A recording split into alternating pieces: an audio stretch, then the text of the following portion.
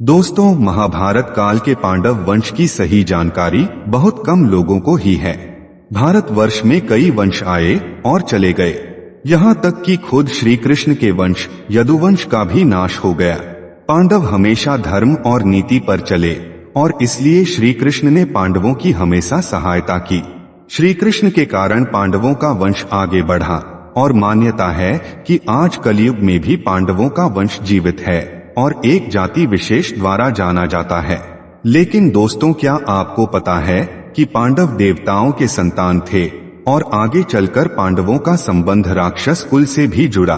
पांडवों के जो वंशज आज जिंदा हैं, वो श्री कृष्ण की किस कृपा के कारण संभव हुआ, जिसके लिए श्री कृष्ण ने प्रकृति के नियम को भी बदल दिया था।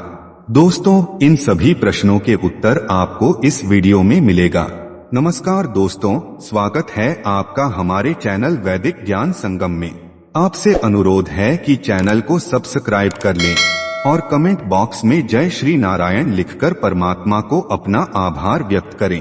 दोस्तों, भारतवर्ष में कई प्रतापी राजा महाराजा हुए और उनके मरने के बाद उनके पुत्रों के माध्यम से उनका वंश आगे बढ़ा। लेकिन कई ऐसे भी वंश हुए जो किसी न किसी कारण से समय के साथ खत्म हो गए। खुद भगवान श्री कृष्ण गांधारी के श्राप के कारण अपने वंश के खत्म होने के साक्षी बने। परंतु दोस्तों, पांडव वंश की कहानी अलग है, जिनके वंशज आज भी जीवित हैं। पांडव वंश आखिर आगे कैसे बढ़ा, इसे समझने के लिए आपको पांडवों की वंशावली समझनी होगी। दोस्तों, धृतराष्ट्र के भाई पांडु बड़े ही प्रतापी राजा और पांडवों के पिता थे। पांडु की दो पत्नियां थीं, कुंती तथा माद्री। कुंती से युधिष्ठिर, भीम तथा अर्जुन का जन्म हुआ और माद्री से नकुल एवं सहदेव का। असल में पांडव देवपुत्र थे। अर्जुन देवराज इंद्र के, भीम वायुदेव के और युधिष्ठिर धर्मराज के पुत्र थे। परंतु पांडवों का संबंध राक्षस कुल से भी है। महाभारत की कथा के अनुसार लाक्षागृह कांड के बाद जब पांडव वन में भटक रहे थे, उस दौरान वन में हिडिंब नाम का राक्षस पांडवों को मारने आया। उस समय उसकी बहन हिडिंबा भी साथ में थी। हिडिंबा भीम को देखकर मोहित हो गई और हिडिंबा के सहयोग से भीमसेन ने उसके भाई हिडिंब को हरा दिया। हिडिंबा भीम से प्रेम करने लगी थी, इसलिए पांडवों की माता कुंती ने हिडिंबा के अनुरोध पर भीम का गंधर्व विवाह उसके साथ करवा दिया। हिडिंबा भीम की पहली पत्नी मानी जाती हैं। भीम को हिडिंबा से एक पुत्र भी हुआ, जो आगे जाकर महाभारत का युद्ध बदलने वाला महाबली घटोत्कच कहलाया। महाभारत की कथा के अनुसार भीमसेन की दूसरी पत्नी द्रौपदी थी।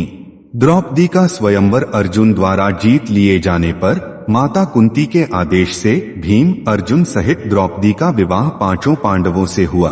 भीम को द्रौपदी से एक पुत्र हुआ, जिसका नाम सुतसोम था, जिसका बाद में अश्वत्थामा ने वध कर दिया था।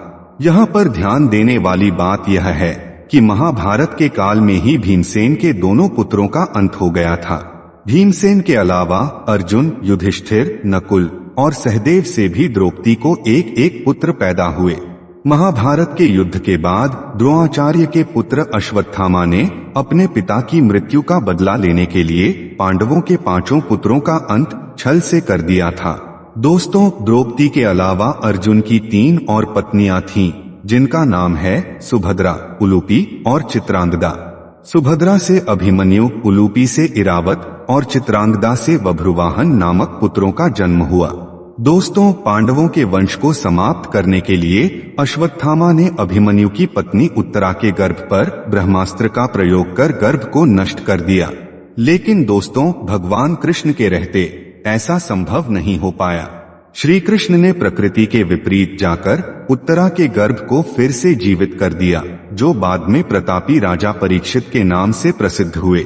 महाभारत के युद्ध के बाद कुछ सालों तक पांडवों ने हस्तिनापुर पर राज किया, लेकिन जब वो राजपाट छोड़कर हिमालय जाने लगे तो राज की जिम्मेदारी अभिमन्यु के पुत्र परीक्षित को दे दिया। परीक्षित ने पांडवों की परंपरा को आगे बढ़ाया, लेकिन यहाँ पर विधाता कोई और खेल खेल रहे थे। एक दिन राजा परीक्षित शिकार के लिए जंगल गए। शिकार खेलते खेलते वह ऋषि शमिक के आश्रम के समीप से गुजरे। ऋषि उस वक्त आसन लगाकर ध्यान में बैठे थे। उन्होंने राजा की ओर ध्यान नहीं दिया। इसे अपना अपमान समझकर राजा परीक्षित को क्रोध आ गया और उन्होंने ऋषि के गले में एक मरा हुआ सांप डाल दिया।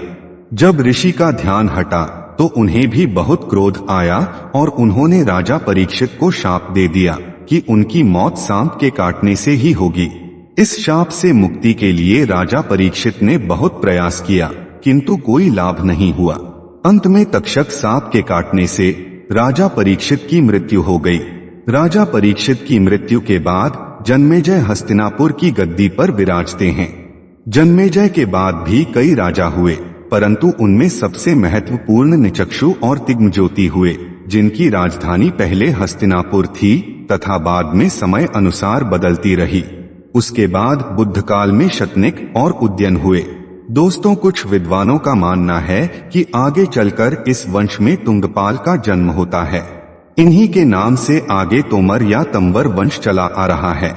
अनंगपाल तंवर दिल्ली राज्य के संस्थापक चंद्रवंशी क्षत्रिय थे और इनका संबंध पांडुपुत्र अर्जुन से जुड़ता है।